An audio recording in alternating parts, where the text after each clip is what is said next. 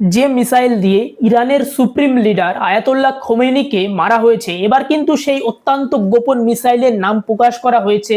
আসলে এই মিসাইলটিকে বলা হচ্ছে কিন্তু স্পেস মিসাইল বা মহাকাশের মিসাইল, এবং এই মিসাইলটির নাম হচ্ছে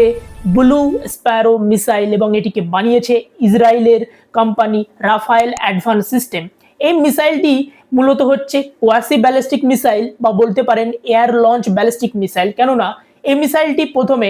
একটি প্লেনে করে আকাশে নিয়ে যাওয়া হবে, এবং প্লেন কিন্তু F-15ও হতে পারে কিংবা F-35ও হতে পারে, এবং একবার আকাশে অনেক উচ্চতায় প্লেনটি পৌঁছানোর পর এই মিসাইলটিকে কিন্তু পৃথিবীর দিকে ছেড়ে দেবে। তখনও কিন্তু মিসাইলটিতে অগ্নিসংযোগ হবে না, এবং মিসাইলটি যতক্ষণ নিচে নামছে আস্তে আস্তে বা অনেক জোরে, ওই সময়ের মধ্যে কিন্তু প্লেনটি ওখান থেকে সরে যাবে এবং মিসাইলে অগ্নিসংযোগ হবে, এবং মিসাইলটি অত্যন্ত দ্রুত গতিতে মহাকাশের দিকে ধেয়ে যাবে। মহাকাশে যাওয়ার পর এই মিসাইলটির গতি কিন্তু আরও কয়েক গুণ বেড়ে হাইপারসনিক স্পিডে পরিণত হবে, এবং এই মিসাইলটি কিন্তু অত্যন্ত দ্রুত গতিতে নিজের টার্গেটের দিকে ধেয়ে যাবে, এবং এরপর কিন্তু শুরু হবে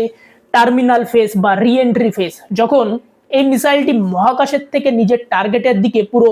ধেয়ে যাবে, অর্থাৎ এক প্রকার সোজাসুজিভাবে নেমে আসবে প্রচণ্ড গতিতে। এবং এই পর্যায়ে কিন্তু এই মিসাইলটিকে কোনোভাবেই আটকানো সম্ভব না এয়ার ডিফেন্স সিস্টেমের দ্বারা, এবং এই মিসাইলটির রেঞ্জ হচ্ছে প্রায় 2000 কিলোমিটার, এবং এই মিসাইলটির ওয়েট হচ্ছে প্রায় 2 টন। ফলে এটি অত্যন্ত একটি ভারী এবং শক্তিশালী মিসাইল, যেটি এই অসাধ্য কার্যটি সম্পন্ন করেছে